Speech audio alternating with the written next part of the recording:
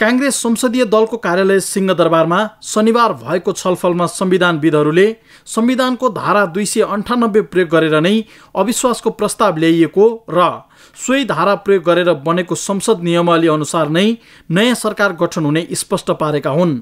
संविधानविद सूर्य ढुङ्गेलले सरकार विरुद्धको अविश्वासको प्रस्ताव पास भएको जानकारी सभामुखले राष्ट्रपतिलाई गराएपछि राष्ट्रपतिले सहमतीय सरकारको आह्वान गर्ने र त्यसबीच सहमति हुन नसके बहुमतीय प्रक्रिया सुरु गर्ने संवैधानिक व्यवस्था स्पष्ट रहेको बताउनुभयो। जुन संविधानको धारा 298 को धारा 2 मा जुन व्यवस्था छ, अब राष्ट्रपतिले पहिले त्यसको बारेमा पहिलेको अन्तरिम संविधानमा पनि सहमतिको बारेमा कबाट प्रारम्भ हुने भन्ने कुरा क्लियर स्पष्ट व्यवस्था गरेको थिएन। त्यही किसिमको भाषा अहिले पनि परेको छ।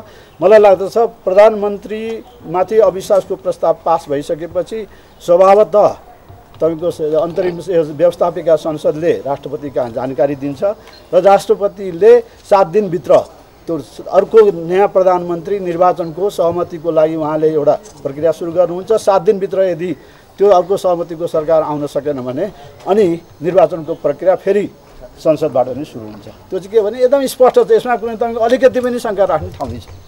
नेपाली कांग्रेसका नेता रमेश लेखकले नयाँ सरकार गठनका विषयमा अनावश्यक प्रचार भएकाले आफूहरूले संविधानविदहरूसँग परामर्श गरेको बताउनुभयो। उहाँले विश्वको संवैधानिक मान्यता अनुसार नयाँ सरकार गठन गर्न कसैले रोक्न नसक्ने दावी गर्नुभयो। वर्तमान सरकार जुन ढंगबाट गठन भएको हो सोही प्रक्रिया अनुसार नयाँ सरकार पनि बन्ने उहाँको भनाइ थियो। 298 बमोजिम अविश्वासको प्रस्ताव पारित भइसकेपछि 298 बमोजिम नै नयाँ सरकार बन्छ, त्यसमा कुनै दुविधा छैन भन्ने निष्कर्ष हो। 76 मा जाने अथवा अरू कुनै विकल्पहरुमा जाने प्रश्न हुन सक्दैन, होइन। 298 बमोजिम यो सरकार जान्छ, 298 बमोजिम नयाँ सरकार बन्छ भन्ने देशभरिका सबै साथीहरु आज यहाँ जति जम्मा हुनु भएको थियो उहाँहरुका बीचको एउटै राय, एउटै मत बनेको छ। र संविधानविदहरूले नयाँ सरकार गठनका लागि संविधान स्पष्ट रहेको भन्दै गलत प्रचारका पछि लाग्न नहुने बताएका थिए। माओवादी केन्द्रका सांसद समेत रहेका कानुनविद रामनारायण बिडारीले नयाँ सरकार गठन गर्न कसैले रोक्न नसक्ने भन्दै केही कानुन व्यवसायीले मुद्दाको पक्षमा उभिए जसरी उभिएर संविधानलाई नै विवादमा पार्न खोजेको आरोप लगाउनुभयो।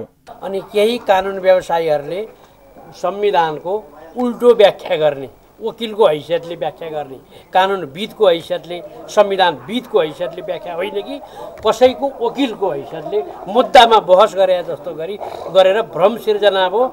जनतामा धेरै भ्रम सिर्जना भएको हुनाले त्यो भ्रम सिर्जनालाई काट्नको निम्ति नै आजको यो छलफल हो कि चाहिँ 298 बमोजिम सरकार घट्छ अथवा पदमुक्त हुन्छ, त्यही बमोजिम अर्को नयाँ सरकार निर्वाचित हुन्छ।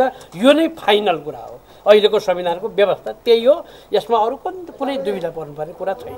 छलफलका क्रममा केही संविधानविदहरूले अविश्वासको प्रस्ताव पास भएपछि संवैधानिक विवाद भएको भन्दै राष्ट्रपतिले त्यसको निरूपणका लागि सर्वोच्च अदालतमा पठाउने हल्ला चलेको भन्दै त्यस्तो गर्नै नमिल्ने जिकिर समेत गरेका थिए। छलफलमा माओवादी केन्द्रका अध्यक्ष पुष्पकमल दाहालले भने प्रधानमन्त्री केपी ओलीको राजावादीहरूसँग साँठगाँठ रहेको आरोप लगाउँदै अहिलेको व्यवस्था जोगाउन आफूहरूले सरकार छोडेको स्पष्ट पार्नु भएको थियो।